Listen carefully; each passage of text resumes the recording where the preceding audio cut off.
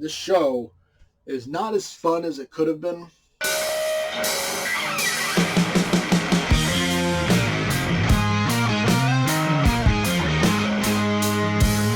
Now, I grew up with Goosebumps. Goosebumps was like the thing when I was a kid. You got to go to the Scholastic Book Fair and get the latest Goosebump books, or there was a way to sign up to get the new one every month, and it was an exciting time.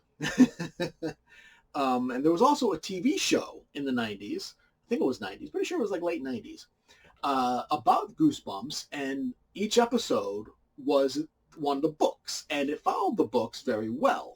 And it also had like the greatest theme music ever. And there's also a movie starring Jack Black. He plays R.L. Stine. So enter 2023 with a new Goosebumps made by Disney. So it's like, are we going to get like the scary elements here? Because this is Disney and they're all family friendly. But, I mean, it's like, okay, this could have potential. It's on Disney Plus and Hulu. So, I mean, it's like, all right, let's give this a shot.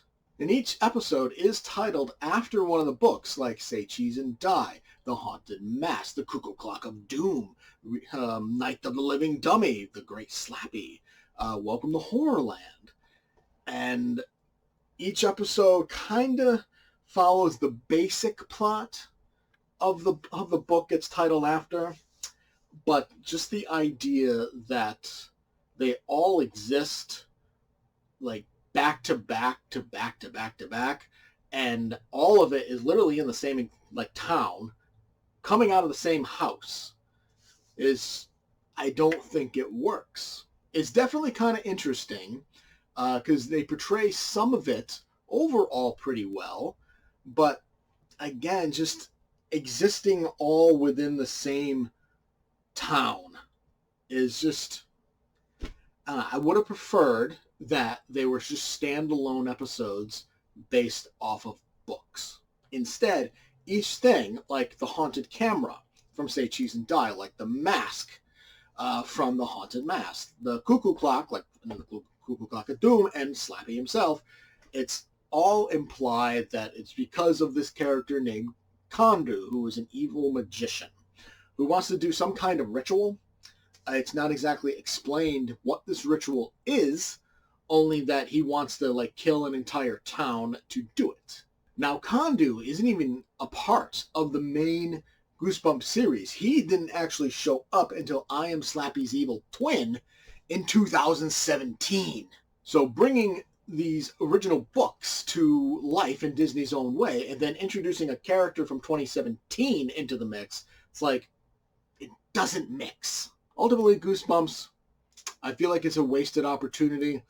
I feel like they should have gone the route they did in the 90s with just individual standalone episodes based off of the books. Tying it all together, it works in a movie because you only have a short amount of time, at 80 to 90 minutes, maybe 2 hours. After that, you're kind of pushing it, depending on the content of the movie.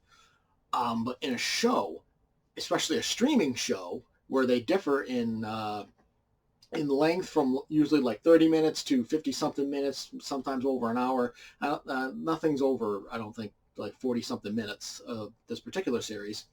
But it's like you had plenty of time to tell the story of each book. Now, well, not each book. There's a whole bunch of books.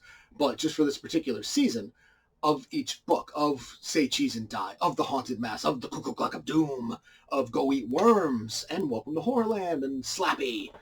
But they don't do that. Instead, they just kind of connect everything and make it all one shared universe that's happening in just one specific town, and everything is kind of coming out of one specific house. So yeah, the show, it is interesting at times.